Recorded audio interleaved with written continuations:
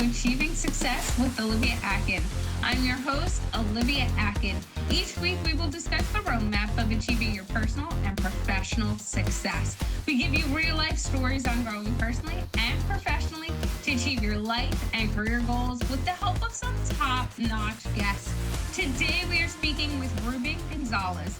Ruben is a four-time Olympian who has defied every odd and expectation to chase an ice speed dream.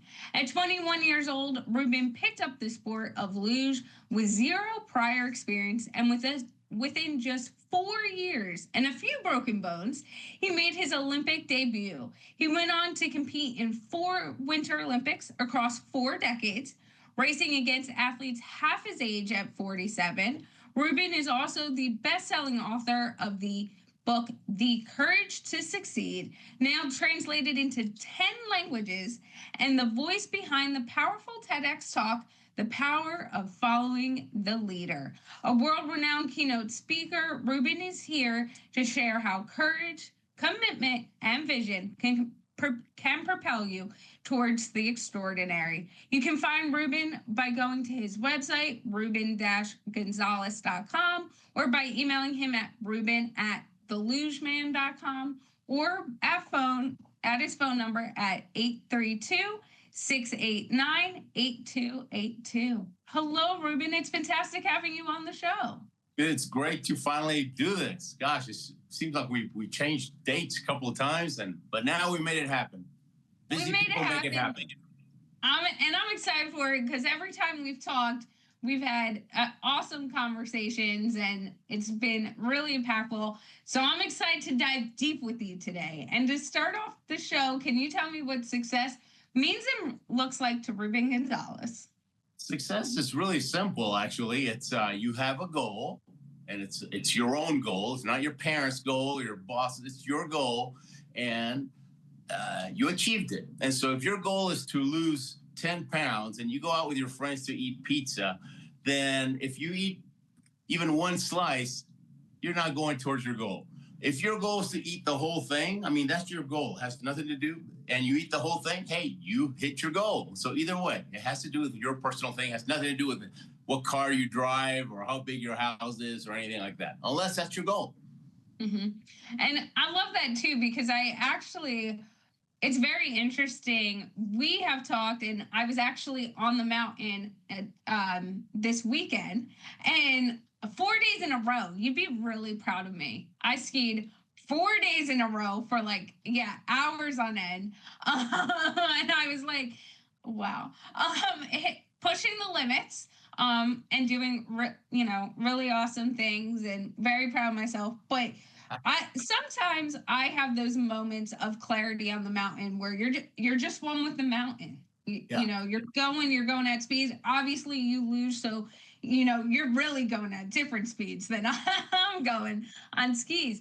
But I had a moment of clarity as well, because I heard an interesting quick video of a consultant talking about how so many people on social media right now are talking about, I can make you a 7-8-figure entrepreneur and this and that. And he's like, the real stat is like 20 to 30% of coaches or consultants actually get to that 7 or 8 figure point. And I thought it was so interesting. And then I started diving deeper into it. And actually the percentage is way lower. That's what I would have thought.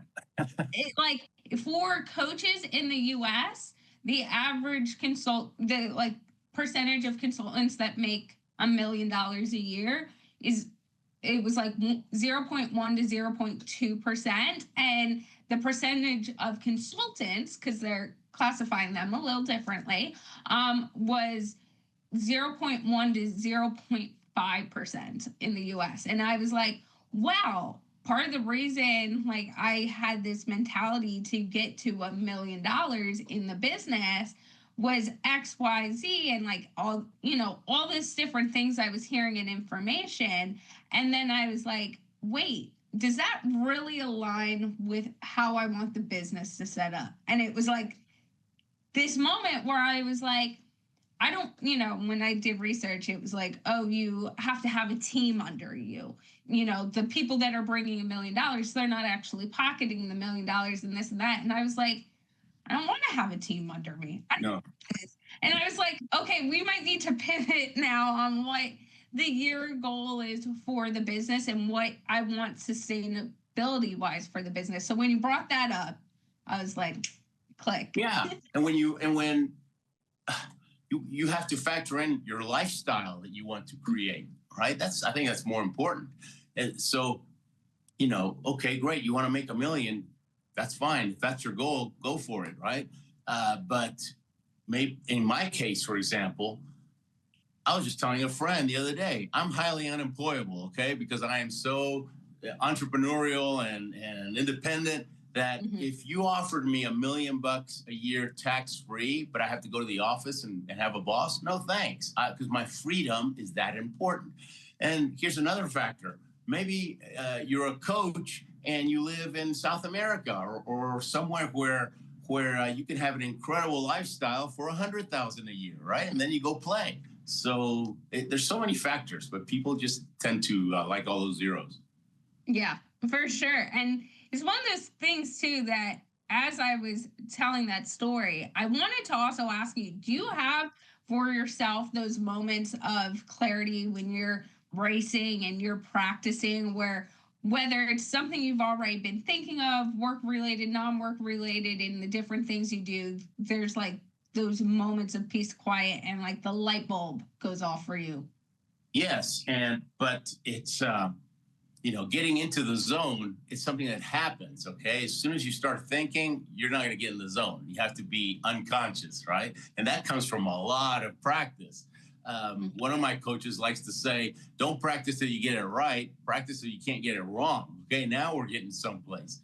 And consistency, because the Olympics is 4 runs. So you could break the track record of the first 3 runs and then blow it on the last one, right? It's like blowing a great round of golf on the 18th hole because the pressure got to you or whatever.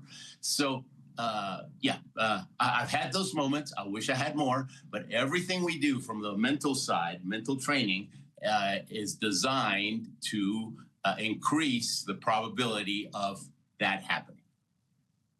And that being said, the statement you just made as well is like, don't just practice until you get it right, practice until you can't get it wrong. Made me think about, the Winter Olympics are happening right now as we speak. And Luge happened, and I think it was the U.S. team, if I'm remembering off the very top of my head, not out of this moment, but they started racing in one of the rounds, and almost no one made it into, like, it was only the first guy that ended up running the race. And it was crazy to watch because I watched the video of like all the guys trying to jump in, and you see like the first guy, he's in, and then the second guy, the second he tries jumping in, he misses. Yeah, you know exactly what you're talking bobsled. You said luge. And I thought, I don't remember any of this. That's my bad. That's okay. Bobsled. But yeah, and they jumped in, and it was in bobsledding. You were right. I'm like trying to think of the winter sport, but he missed, and it was a domino effect. And then it was like one of these moments of you're doing this race, and in bobsledding, it's with a team of 4, and then your whole team is gone. What do you do? And the commentators are talking through like he's building speed. Like he could get really injured because everyone plays a role in the training and the execution, and that is something no one, I don't think, I could be wrong, trains for moments like that. And he was apparently like the new guy, and he when he realized no one else was there, he had to figure out how to get from the very front of the bobsled all the way back to be able to break. And he did it. And everyone was like, yeah, he's going down in the history books to be able to handle that. But that was a moment where in my head, I was like, and you talking about it, I was like, that's where you need to be practicing and locked in, and also practice for anything to happen. And even whether that is in sports or business, because one thing I have said for a long time too is like, keep asking the question why. I might like sit down with someone I might be working with, and I'm pushing to see where the holes are. Because if there's holes and gaps, whether it's in knowledge or like how you would solve a problem, you want to be able to then practice and implement the solution to that, not come in a moment like the bobsled team where now you're, you know, on this massive TV screen in front of the world, and you're like, oh my God, what's happening? Yeah. So in the luge, about 10 minutes before it's your turn to go, we start visualizing. Okay. So we'll take a handful of runs in our mind. And you know when somebody's doing it because they're sitting there with their eyes closed and their whole body's just going through, because we use our whole body and we exaggerate it when we're visualizing just to get the feel, right? And so if somebody next to you is doing that, you respectfully stop talking. And so you'll do a few of those to get that perfect run. Then when you're up at the top, at the start, you're sitting down, the person in front of you is sliding, you got a couple of minutes to go, because when they finish their run, hopefully they finish. If they crash, everything goes, out the window. The whole game plan goes out the window. You're going to be freezing. Your face shield's probably going to fog up because it only has about 5 minutes worth of anti-fog, and you're going to be blowing the whole time to make a little hole so you can see through that right as you're going to 80, 90. But anyways, you got 2 minutes. And so that gives you a chance to do one last run. And then, a couple of deep breaths, and then you go. At the hotel, we also practice contingency plans. And so, are you still there? Yeah, okay. I'm still here. You're good. All right. So I said it at the perfect time. Somebody tried to call. Remember, we switched off the ringer, and we still got this interruption with the call, but it didn't interrupt you. So I just learned something. See, that's good. You learn from your experience. I'm not gonna freak out next time. So anyways, at the hotel, we also practice contingency planning, okay? What am I gonna do? And we call it escape routes, okay? What am I gonna do if I'm a little late into curve one? What if I'm a little early into one? What if I hit the left wall before one or the right wall? How am I gonna fix it? And you do that for every section of the curve, and that actually gives you confidence, because you get to the point where that no matter what happens, you can handle it. My son, he wrestles. And when they visualize, I taught them, look, visualize, the perfect thing, but also visualize, when you're at home, not during the meet, okay? Visualize, what are you going to do if you're 3 points down and it's the third period and you got 30 seconds to go? What are you going to do, all right? So you visualize, because you have to have escape routes, because that prepares you. Yeah, and I've seen it in high school. I was a wrestling manager for my high school team, and you could see it when you don't have those contingency plans, when you don't have that in your mindset. It's like I'm picturing it back in the day. I was like, you can kind of see it on the guy's face. They're looking at coach. They have no idea what to do now. They're like, it's over. Yeah. It's one of those moments. So tell me, I want to back up a little bit. Can I give you another example real quick? Yes. When I was teaching my kids how to drive, I would tell them ahead of time, look, a lot of wrecks happen, especially in tall cars, when you lose attention and you go off and then you try to fix it too quick and it rolls, okay? So you never want to do that. So if you lose control or something looks bad, just take your foot off. Or pressing the brakes too hard, that'll make it roll too. Just take your foot off the pedal. And then when we practice, I would tell Gabriella, I'd be sitting on this side holding I said, okay, I'm gonna tell you at a certain point to close your eyes, okay? Don't worry, I'll be holding the steering wheel. And I would slowly, and we talked about this before, right? But she had talking about it at home and doing it in the car is totally different. Don't worry, I'm in control, okay? But I told her, if two wheels go off into the gravel and to the side, don't freak out. Just take your foot off the pedal and slowly ease it in. Otherwise, you will roll. And so I would actually do that. I'd pull her, and she could feel it, and then I'd let go. I'd open up your eyes, and she had to fix it. And we do it at 30, and then at 40, and then at 50. And so that's contingency planning, and she's probably not going to roll the car. Well, I mean, it even reminded me of one of my dad's famous sayings, and then I promise we'll go on. Is like, it's not how fast you can go, it's how fast you can stop. Because my parents, being physicians, and my dad has run many trauma one ERs and hospitals. He's like, there's so many accidents that happen because you're not aware of your surroundings, right? So you're going fast, and then something happens and you don't know how to control the vehicle. So you can't stop in time, or you don't realize that this person might be kind of on your blind spot and how to maneuver the car one way or the other. So his big thing when he was teaching us, and he'll say it to this day, he'll be like, it's not how fast you could go, it's how fast you could stop. Meaning, it's not just about like slamming on the brakes and stopping right where you are. And like sometimes, yes, that is the answer. You have to know your reaction time, but it's also the fact that you need to be able to be aware that if you're driving on the highway and a tractor trailer is speeding behind you and coming up next to you all of a sudden, and they start to drift, do you have the room to get over? Do you need to speed up? Do you need to slow down? Like all those reaction points. Yeah. Think ahead. Yeah. Think ahead. Mm-hmm. And so tell me, I want to go back a little bit. You chose one of the most extreme sports to be in at 21, where, now being in my early 30s, I'll look back on like sports I participated in, especially diving off a 3-meter board. And I was like, I don't know how I was doing that as a teenager. Like what was I thinking? But like you did it you made that decision at 21, and you have not looked back. You didn't have a background in it. What was there a part of you that said, I'm doing this?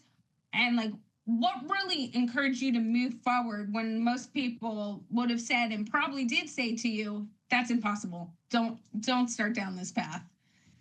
Sure. You have to know yourself, right? I think Aristotle said, know thyself. And he was a pretty smart guy. So pay attention from now on what people compliment you on, okay? Because whatever the different people compliment you on, that's something about you that sticks out like a sore thumb. That's your superpower. But you don't know because it's you, right? And so just say thank you and make a note. And so once you know what your superpower is, now you know that'll help you in planning towards your next goals because you know how to use it.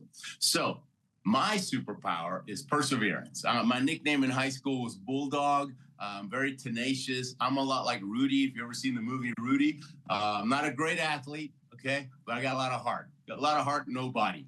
And so I have this Olympic dream ever since I'm 10 years old, and I've been fascinated about it ever since. I mean, I know all the stories. I know, I'm just, I'm into it. But I didn't believe that it was possible because I was always the last kid picked for PE, right? I was on the bench for kickball. I mean, I didn't know they had a bench in kickball. It was that bad. But I had this dream and I wouldn't let go. And my dad got me to read biographies and he says, study the lives of great people. You'll figure out what works, what doesn't work in life, because success leaves clues. And I kept seeing perseverance. I saw, the hardheads, they're the ones that make it, and my mom calls me a hardhead all the time. So that's good. And so I made a decision at 12 years old, from today on, Ruben didn't quit anything. And it's success is a decision, okay? Sooner or later, you get sick and tired of being sick and tired, and you start being willing to do what you weren't willing to do before. And then things change. So I didn't realize it, but I'm growing and he said, hang around winners. He's giving me all these tips and I'm doing them. And I didn't realize that I was growing on the inside. And I was becoming more confident in myself and taking bolder action. And life started getting, more interesting. Now, when I'm 21 years old, I'm a bench warmer in my college soccer team. I was a walk-on. Coach said, you only get to play. We're winning by 2 goals because you're a threat to our own team. He just kept me around because he could always point to me and says, look, if you guys work half as hard as Ruben, who has no talent, we might win some championship. So I was even on the traveling squad, but I didn't play hardly at all. But I was on a team. That was important to me. 21 years old. I watched the Olympics again, right? It's the Sarajevo Olympics 1984. I see Scott Hamilton, the figure skater. He does commentary now. He wins the gold medal, right? He's 5'1", 110 pounds soaking wet. Everything changed in my head. I thought you had to look like Arnold Schwarzenegger to win an Olympic medal. Here, this little tiny guy. And he gave me hope. I thought if that little guy can win, I can at least play. I'm going to be in the next ones. It's a done deal. I just got to find a sport. And I know it sounds ridiculous, but for the first time in my life, I knew that I could do it. It's the first. I always had the desire. I didn't have the belief. Belief gets you going. Desire keeps you going when the going gets tough. And so I always had that desire, but now I got the belief because I saw Scott Hamilton. And so I went to the library, got a big book about the Olympics. I looked at the summer sports. It took me 5 minutes to realize you got to be Superman to do any of these things, and no way. And so that belief took a hit, okay? And then I started looking at the winter sports, and I started thinking, wait a minute, I'm about to put together a plan for the next 4 years. I need to base the plan on my strengths. My strength's not athleticism. My strength's perseverance. I'm bulldog. So I thought, I got to find a sport that's so tough. A sport's got so many broken bones in it. There'd be lots of quitters, right? And I'll just outlast everybody. I'll ride the attrition rate all the way to the top. That's my whole plan. I'll outlast people. So it's, okay, ski jump, bobsled, and luge. Those are I had it down to those three. I never skied before. I lived in Houston, Texas, of all places. And so ski jump, I mean, that would have been suicide. We wouldn't be having this talk. Bobsled. Where are you going to find three other nuts in Houston, right? You got to go to Jamaica for that. and so that left the luge. I'd never seen it on TV. If I'd seen it on TV, no way, right? I just had a little picture of a guy on a luge. I thought, you can do that by yourself. That looks really tough. That's one for me. I didn't even know where the track was. So I reverse engineered it. I didn't know what that meant back then, right? But I reverse engineered it, and I found something that fit me. And I didn't know where the track was. I wrote Sports Illustrated a letter. I figured they ought to know. They actually wrote back. This is at Lake Placid, New York. I called them up. At first, they wouldn't. The guy's laughing. He says, 21, forget it, man. You should have 10 years experience. You start them off when they're little kids. In Europe, they start them when they're 5 years old. And I wouldn't hang up. I mean, I figured if I hang up the phone, it's all over, right? That's not an option. I just kept talking. And finally, he gets fed up, I guess. And he says, well, you got a camp coming up in a couple of weeks. Be there. But before you come, you need to know two things. Number one, you want to do it at your age. You want to do it in just 4 years. Brutal. 9 out of 10 people quit, okay? I started smiling. I thought, wow, this works right into my plan. This is awesome. Thank you, God. I said, what's the second thing? He said, expect to break some bones. And I said, great. And he got really quiet. And he's probably shaking his head. He comes back. He goes, what's wrong with you, man? I just told you you're going to break some bones. That'll make you happy. I said, look, I hope it's 10 times harder than what you're telling me. I hope it's 100 times harder, because the harder it is, the easier it is for me, because I'm not a quitter. I'm bulldog. I was praying that the Germans would quit, okay? Didn't pray hard enough. They show up, they win their medals, and they go home. They're going to get excited. They got so many medals. So I went, and actually, when I hung up, the reality hit, okay? I thought, wait a minute. This guy didn't say I might break some bones. He said I will break some. How am I going to handle it? Contingency planning. Even back then, I didn't know what that meant, okay? But that's just how, I guess my dad was a lot like your dad. He's always teaching us to be prepared, right? And so how am I going to handle it when I break a bone? I've broken bones before, you wear a cast for 6 weeks, you take it off, it's healed up and stronger than before. So it's really a temporary inconvenience, right? So I reframed it in my mind. I didn't know what that meant, right? But I had a plan. If I break something, I'm coming back, baby. Okay, that's not going to stop. I was there a few weeks later, yeah, and it's the springtime now. I saw the Olympics just a couple of months ago. I saw them on TV, and I'm there. You got to take action when you're excited, right? You got to let that passion be your afterburner. If you wait, this is not the time to color coordinate your closet. No, you got to jump, and the net will appear. Because if it's in your heart, if it's something you really want to do, if you're passionate about it, then you got what it takes. It's going to take everything you got. Probably going to be the hardest thing you ever did, but afterwards you'll be so happy, And if you don't go for it, that regret's going to kill you. And so I went, and yeah, the first 2 years I broke my foot twice, my knee, my elbow, my hand, my thumb, a couple of ribs. neck is a chiropractor's dream because we're pulling 6Gs on some of those curves and your head's like a maraca hanging off the back of that sled. But I just kept coming back. And then one day I was crashing 3 out of 5. Because at first I was crashing 4 out of 5 times. I had no control. And then 3 out of 5, it's like, oh, thank you, God. It was a great day. By the end of the second year, I'm crashing 1 out of 100. I finally figured out how to drive that darn sled.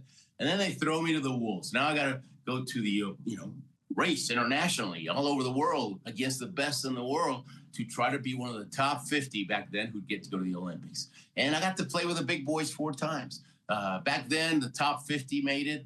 The first 3 Olympics was like that. And then Vancouver 2010, they made it the top 40. Now it's the top 25. I mean, it's ridiculous now because they keep adding sports, but they cap it at 3,000 athletes in the winter and 10,000 in the summer.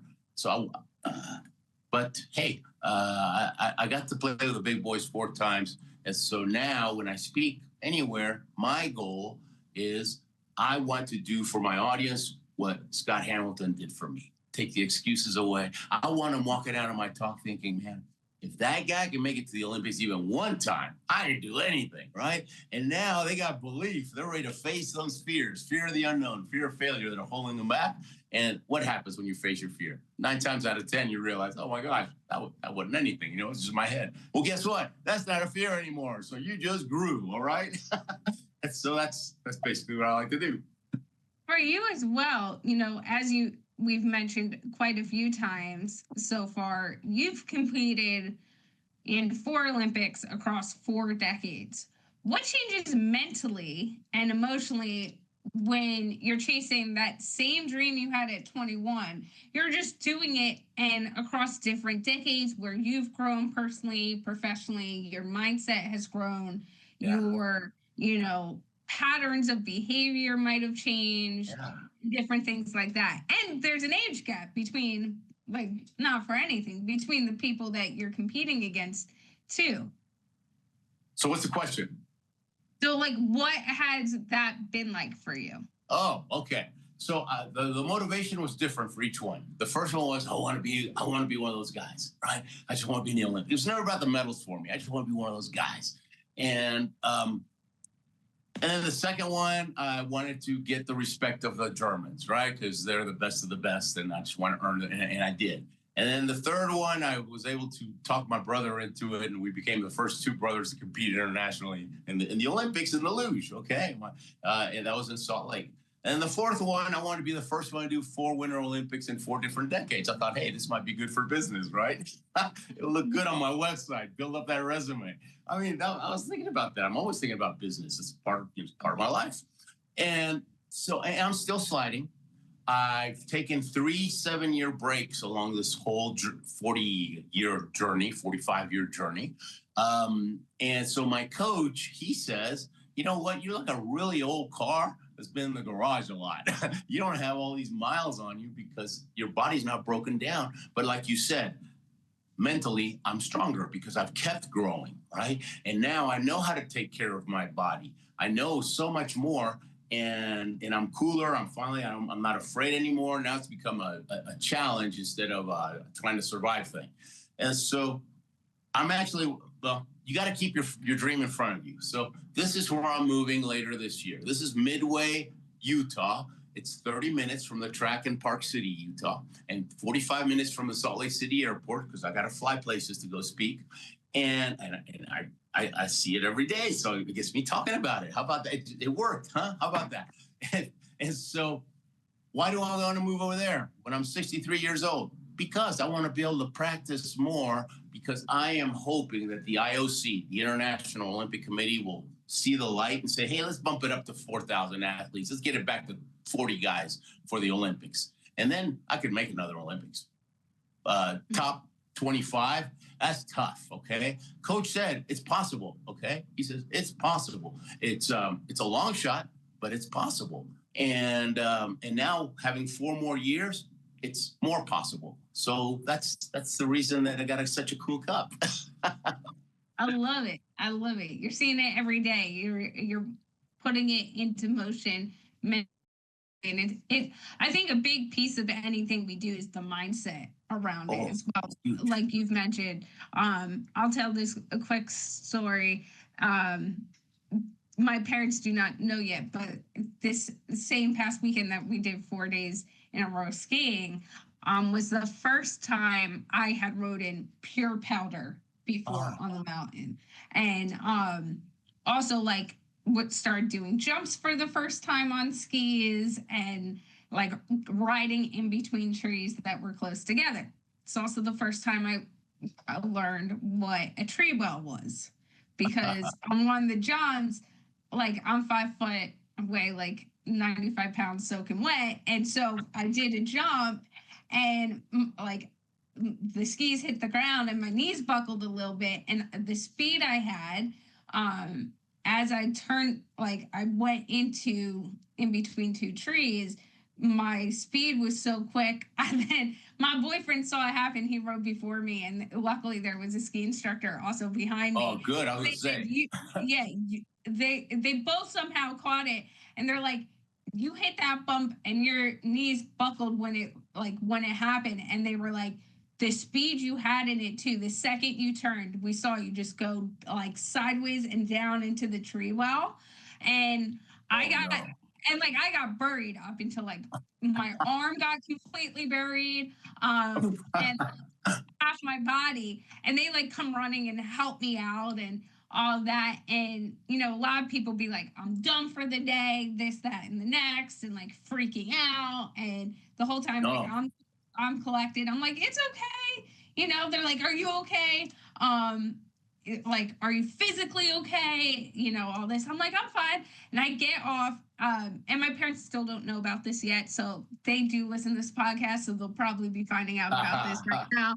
But I held it so they wouldn't worry during ski season.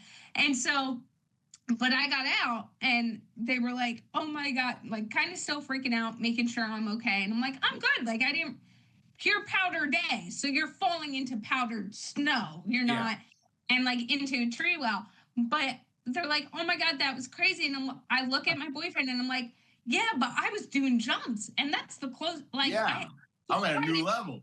I'm like, and I'm riding in between trees at speed. Like, that's awesome. Like, I accomplished something." And he's like, "I'm so glad you have that mentality and not the like, we got to leave. What am I doing?"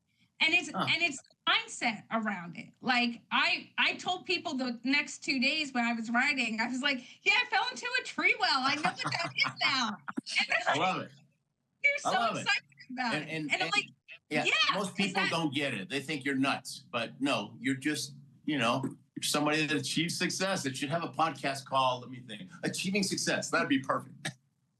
Thank you. What a great idea. But, my question for you too is like, how, as you're getting these different goals and you've grown in speaking and the speaking engagements you do, your book, what is the mentality you face in deciding what is worth your time doing and what is that right next path? That's a great question. If it's not fun, I like to have fun. You probably figured it out, right? If I start realizing that I'm getting into a rut and stops being fun, something's got to change. Otherwise, right? And I told Coach, this is. We both agreed. I says, "Hey, let's take the next 4 years, 1 year at a time." Okay, for two reasons: got to see if my body holds up, and number two, if I lose the desire, then I'm just fooling myself because I won't do the work. And so if I, for whatever reason, I catch another dream and I stop having that desire for number 5, let's just stop. And at least we went for it and we had fun. And that's just, because otherwise it would be a waste of time the next 2 years. And I probably would get hurt because I wouldn't have the right mindset, focusing on what I need to focus on. I fell into the speaking business. I never took a speech class in my life. I'm an introvert, believe it or not. You get me talking about the Olympics or personal development, and Clark Kent, who's the real Ruben, he turns into Superman for a little bit, but then I'm Clark Kent. And so little kid asked me to be his show and tell project right before the Salt Lake City Olympics. I said, hey, when you get back from the Olympics, will you be my show? I said, sure, why not? And I thought show and tell, and I was a kid, 20 kids in the classroom, that's about 5 minutes each because they each got to show something and talk about it. And so, great, I can handle that. I'm going to win show and tell. I mean, I'm competitive. I don't care if it's a bunch of little kids. I'm winning the gold medal, all right? I can win this medal. I brought the sled, the helmet, the Olympic torch because I was a torchbearer. No prisoners. The principal, he walks me over to this big room. It was actually a cafeteria. They moved all the tables out of the way, and there's 200 kids on the floor. And he says, sitting on the floor. He hands me the microphone. You got 45 minutes. Have at him. I almost had a heart attack, okay? The door looked so inviting. I was petrified. And I said a prayer. I said, God, what do I do now? Desperation prayer. And what I felt I needed to do is just tell them your story, give them some pointers how they can make their dream come true. And I did. I didn't die or anything. I was so excited about that part.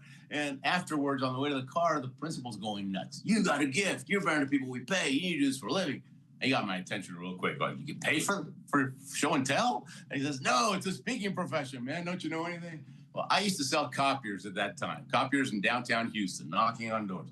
I thought, this would be whole lot more fun. Maybe I can inspire some people to go for it in life. I quit my job 3 days later. I don't recommend it, okay? But I figured if I can sell a copier, I can sell a Ruben too. And I just started hitting the phones. And that's how I started. I wouldn't be a speaker if that kid, and I've been all over the world. 100 Fortune 500 companies have brought me in to speak, because I don't use a PowerPoint. I'm actually fun, And so it's a little like Robin Williams, went to the Olympics or something.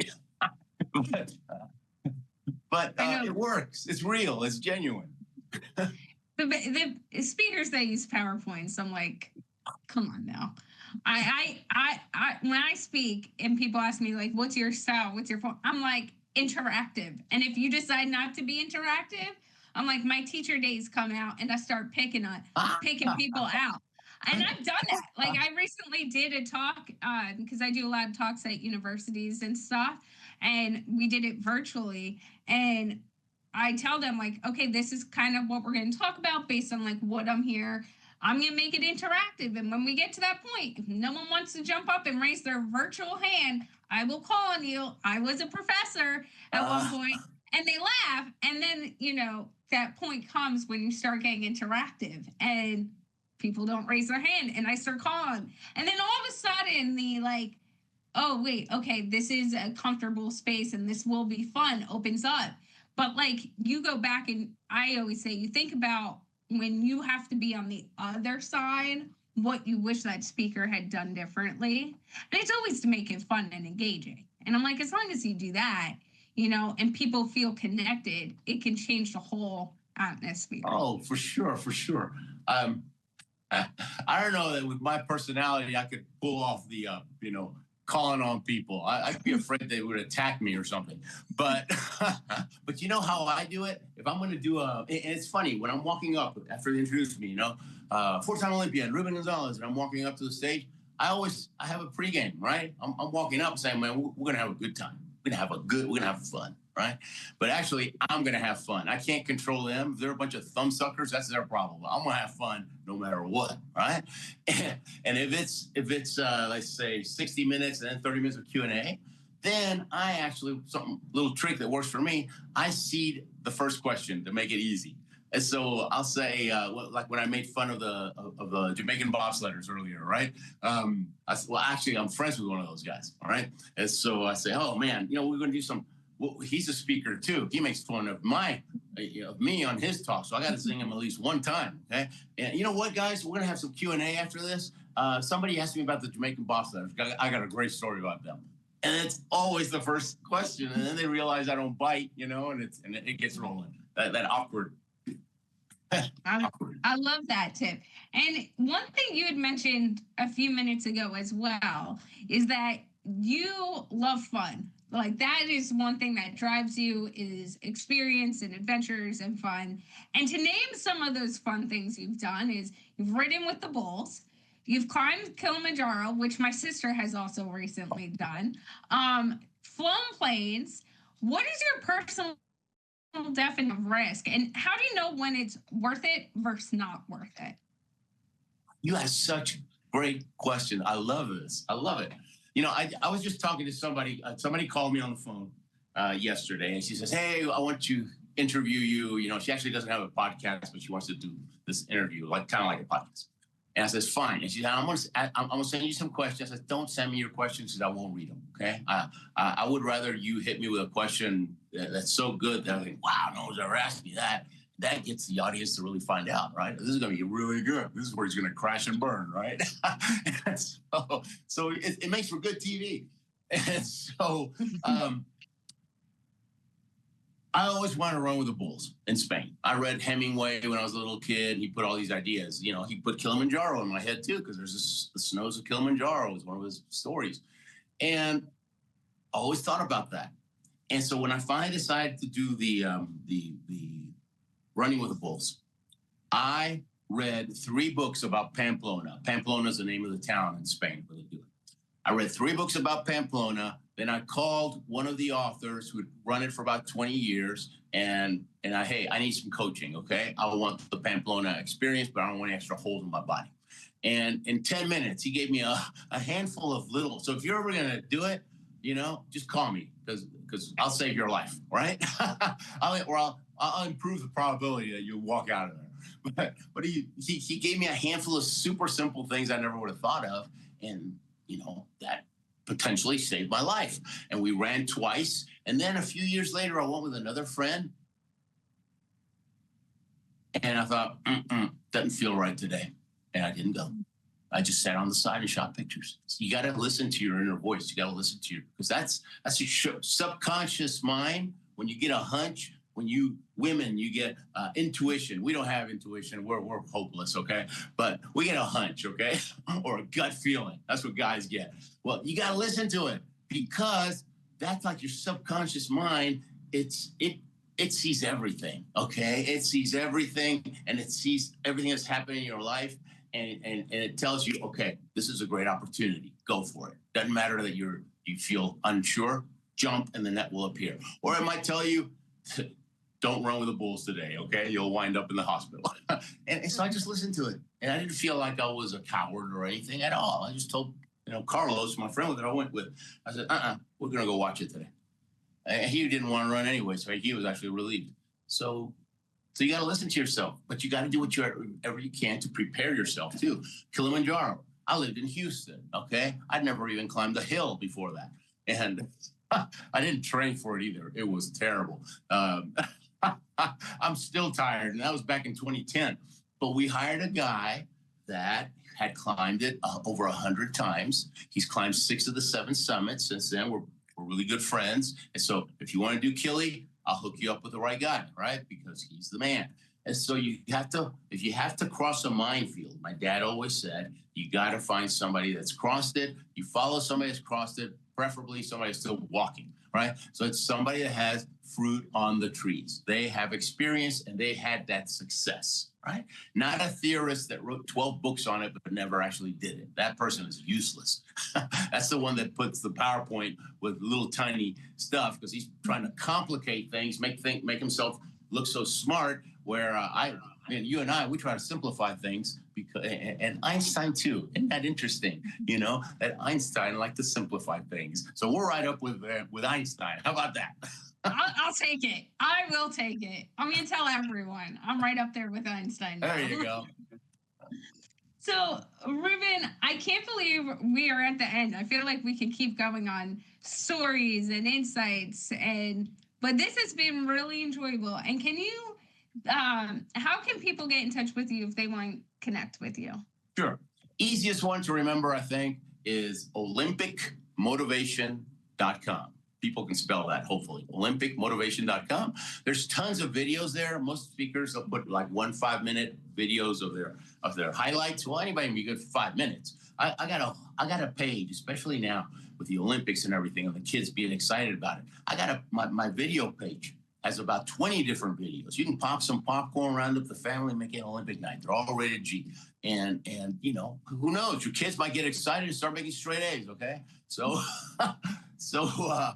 yeah, it'd be fun. So anyways, olympicmotivation.com. And if you want to do some coaching, do Zoom coaching, just go to Ruben, RUBEN, like university. I'm a lousy student, but I got my own university. How about that? RubenU.com, and check that out too. Awesome. Thank you, Ruben, for all of your insight today. Thanks for having me. Let's do this again. I mean, I think we could probably do this 10 times, seriously. Yeah, nothing will get old. We will probably have 10 completely different conversations. Oh, absolutely. I know we would. No. I'm serious. So let me know if I qualify. And a few of our key takeaways from today's conversation include: don't practice until you can't get it wrong. Practice until you